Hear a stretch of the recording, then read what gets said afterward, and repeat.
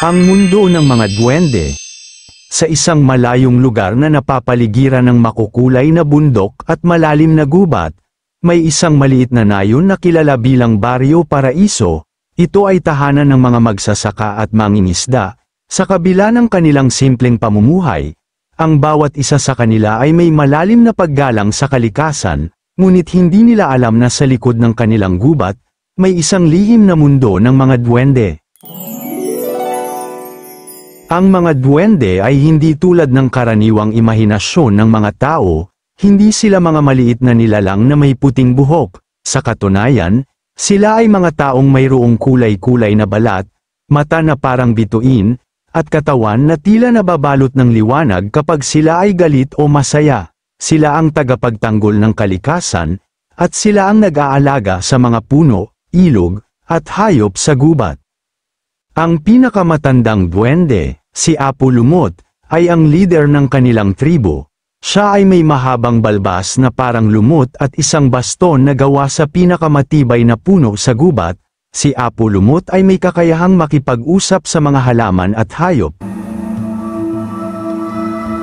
At siya ang nagtuturo sa kanyang mga kababayan kung paano mapananatili ang balanse sa kalikasan. Ngunit sa loob ng maraming taon, ang mga tao sa Baryo Paraiso ay hindi nakakaalam tungkol sa mga duwende. Hindi nila alam na ang kanilang mga gawa, tulad ng pagsusunog ng kagubatan para sa pagsasaka o pangingisda sa ilog ng walang limitasyon, ay nagdudulot ng sakit sa kalikasan. Ang mga duwende ay nagsimulang mag-alala, dahil ang kanilang tahanan ay unti-unting nasisira. Sa baryo, may isang batang lalaki na nagngangalang Lito. Si Lito ay iba sa ibang mga bata. Hindi siya interesado sa mga laro. Mas gusto niyang maglakbay sa gubat at suriin ang mga bulaklak, puno, at mga insekto. Madalas niyang marinig ang mga kwento tungkol sa mga duwende mula sa kanyang lola. Ngunit hindi niya ito pinaniniwalaan. Para kay Lito, ang mga kwentong iyon ay lamang bahagi ng mitolohiya ng kanilang lugar. Isang araw, habang si Lito ay naglalakbay sa gubat, nakarinig siya ng kakaibang himig ng musika, mukhang parang ang hangin mismo ang sumasamba sa kanya. Sinundan niya ang tunog hanggang sa dumating siya sa isang lihim na sapa na napapaligiran ng mga lumalaking puno. Doon, nakita niya ang mga duwende. Mga maliit na nilalang na may kulay berde na balat at mga mata na parang diamante. Nagtatanim ang mga duwende ng mga bagong halaman, may ilang duwende na naglalaro sa tubig, habang ang iba naman ay nag-uusap sa mga puno. Tila ba may kinakausap silang mga espiritu. Nang makita ni Lito ang mga ito, bigla siyang nahulog sa lupa dahil sa pagkabigla. Narinig niya ang isang boses na nagsabi, "Ano ang ginagawa mo dito, bata?" Nang tingnan ni Lito kung saan nagmumula ang boses, nakita niya si Apo Lumot, ang pinuno ng mga duwende. Hindi siya natakot, bagkus ay napakamangha. "Hindi ko sinasadya," sabi ni Lito, "narinig ko lang ang musika at sinundan ko ito." Si Apo Lumot ay tumango at ngumiti. "Ikaw ang kauna-unahang tao na nakakita sa amin sa loob ng maraming dekada. Ngunit hindi ka dapat matakot, ang aming mundo ay konektado sa inyong mundo. Kung ang kalikasan ay nasira, ang inyong mundo rin ang maaapektuhan." Si Lito ay naging kaibigan ng mga duwende. Sinabi ni Apo Lumot sa kanya ang tungkol sa mga problema na dulot ng mga gawa ng mga tao sa kalikasan.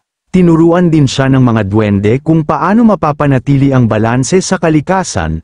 Natutunan ni Lito kung paano magtanim ng mga puno, pangalagaan ang mga ilog, at huwag abusuhin ang mga yaman ng kalikasan. Pagkatapos ng ilang linggo, ipinasya ni Lito na ibahagi ang kanyang natutunan sa kanyang mga kapwa-tao. Nagbalik siya sa baryo at sinimulan niyang ipagpalaganap ang mensahe ng mga duwende. Una, hindi siya pinaniniwalaan. Ngunit nang simulan niyang ipakita ang mga resulta ng kanyang mga proyekto sa kalikasan, tulad ng pagtatanim ng mga puno at pagpapatupad ng wastong paggamit ng tubig, unti-unti nang nagbago ang pananaw ng mga tao.